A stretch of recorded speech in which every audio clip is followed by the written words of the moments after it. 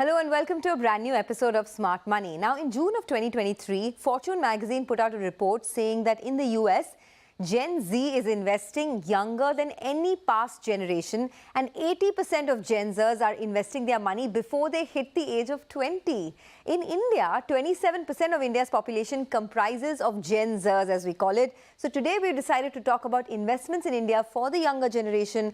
What are the resources that Gen Zers can use to start their journey, and what are the cornerstones of building a good portfolio? Ravi Dharamshi joins me now. He's the founder and CIO of ValueQuest Investment Advisors. Ravi has, I think, over 2 decades of experience in the market, in the capital markets, and he joins in now to help us understand and give us a masterclass on how to start your investment journey. Ravi, thanks a lot for joining us on the show. Thank you. Pleasure to be here. So, we have a new generation of investors, right? The Gen Z investors, as we call them.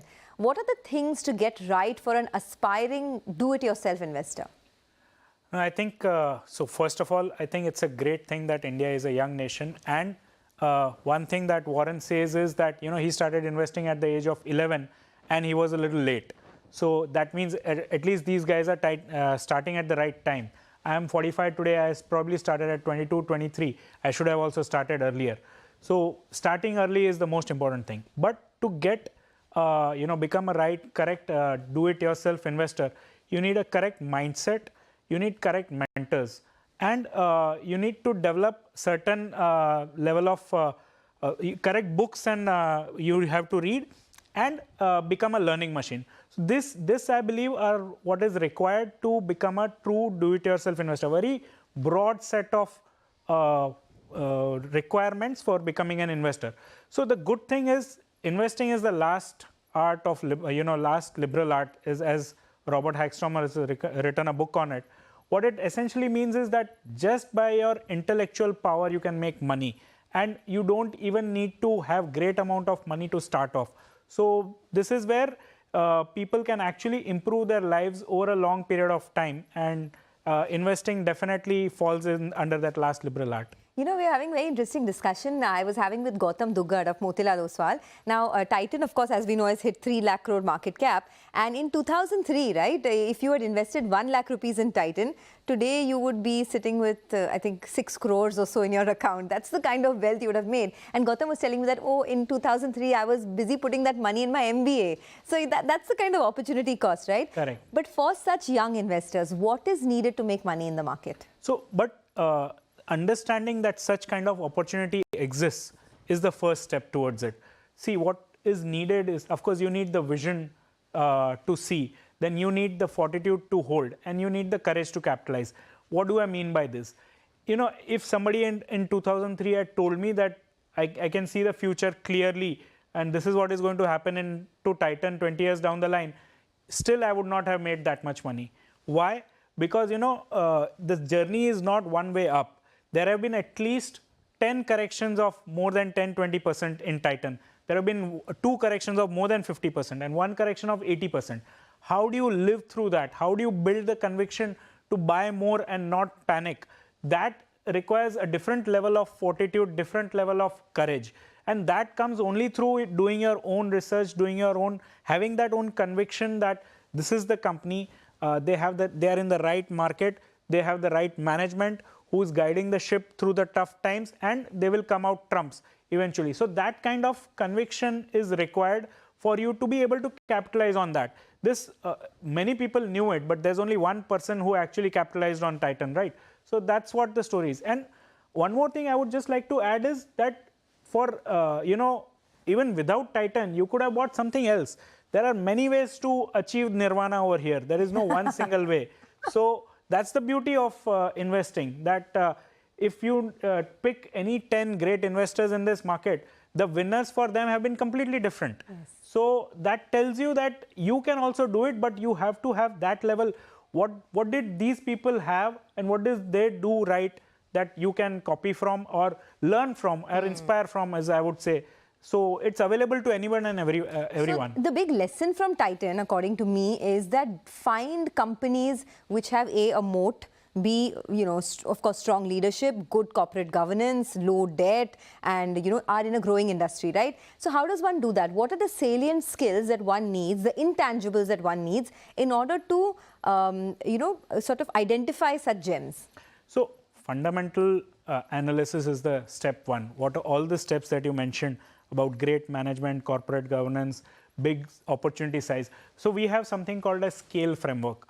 What we like to do is identify companies that can scale up. You know, the biggest hurdle where most companies falter is that they don't scale up as much. Many companies have a short spurt, short growth phase, but then those industries go through a maturity curve and they don't end up becoming like Titan. So there is a lot of survivorship bias built into the success stories. For every Titan, there is probably a Unitech that failed. For every success story, there are 10 failure stories out there. So what are the key ingredients that go into the three things that matter are persistent, profitability, sustainability.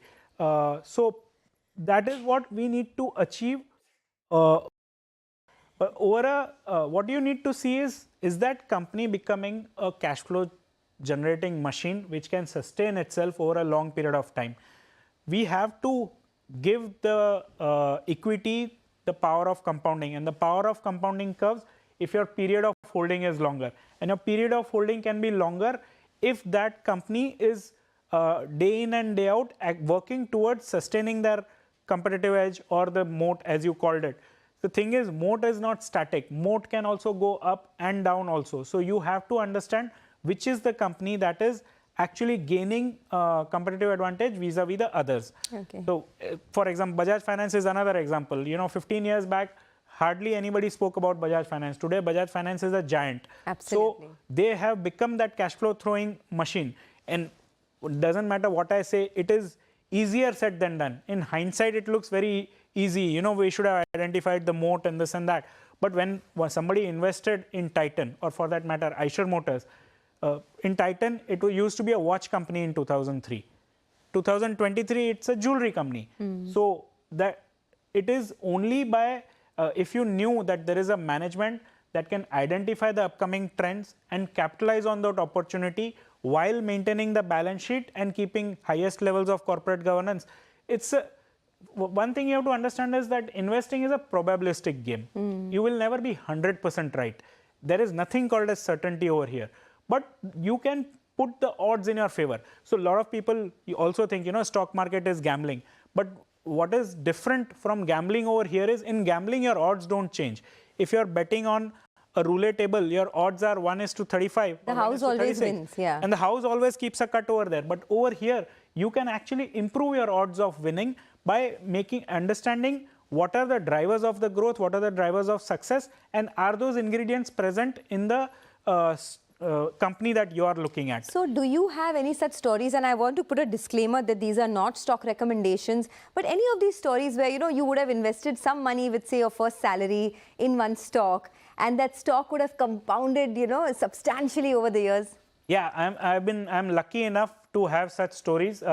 In fact, one of the company that I had invested when I was still working with Rakesh ji, way back in 2005, we had invested in a pharma company called Concord Biotech.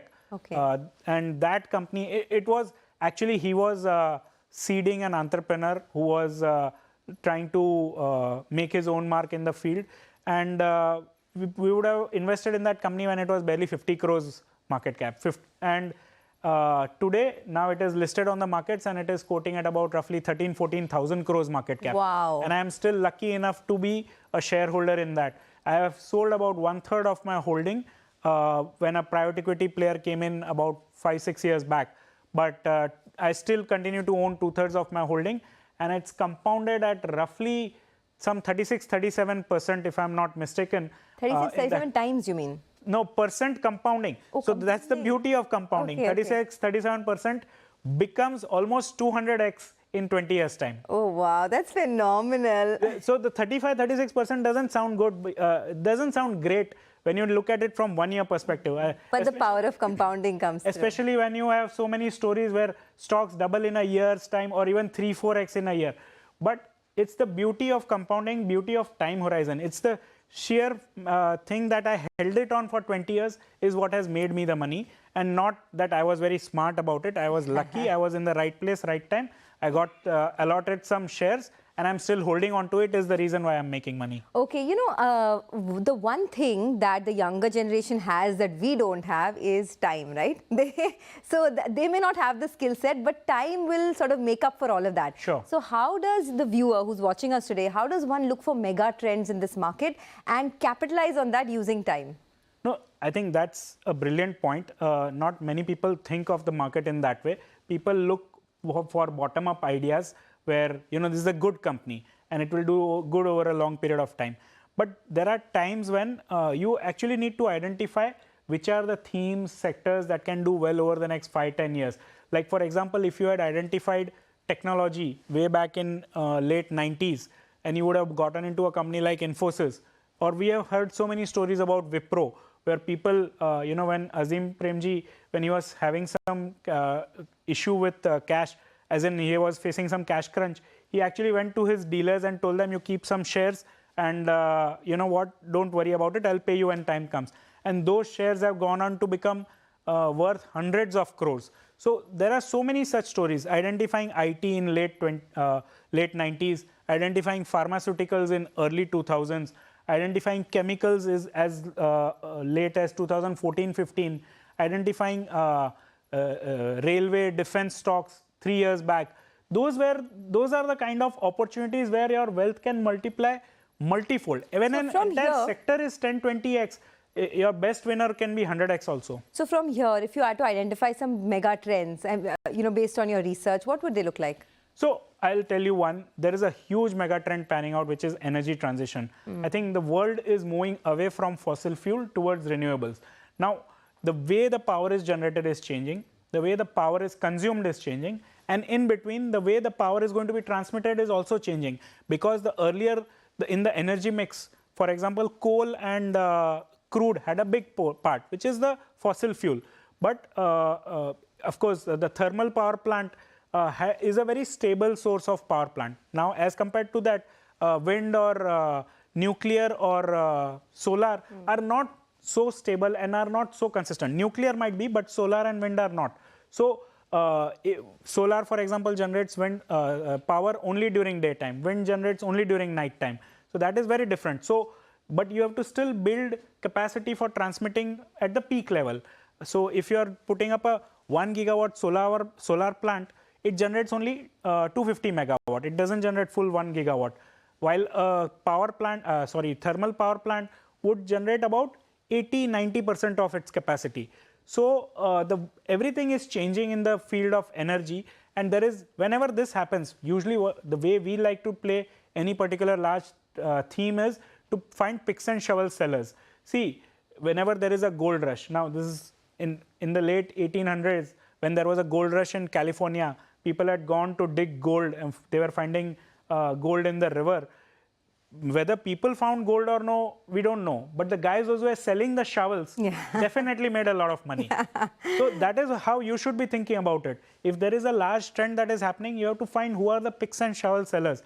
Eventually, renewable energy will become part of it, and whether the power generator will make money or no, we don't know. But the guys who are selling the equipment to them will surely make money. Definitely make That's how we think about mega trends and how to play them. And that's perhaps why the Tata Tech IPO got sold out on day one itself, right? Subscribed within minutes or within hours of it opening, because it supplies to a sector which is electric vehicles. It plays on electric vehicle. So electric vehicle is a theme. Now, sure, there are bumps along the way. There could be flex fuel vehicles, or we don't know which way the technology is going to emerge or no. But one thing is for sure, that our cars that we drive are becoming more and more software.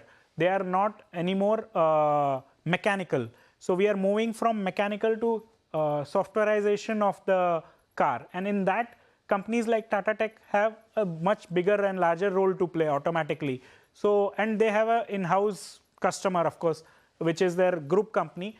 And they can actually scale up in a big way. So that is why it is getting the kind of valuation that it is getting. And it is a part of the larger trend of both the trends. One trend is the EV, and other trend is the softwareization of the. Okay, well, this is a very interesting discussion, and we have a powerhouse of ideas here, Ravi, Dharamshi. But we need to take a short commercial break. Don't go anywhere. We'll come back in just moments from now.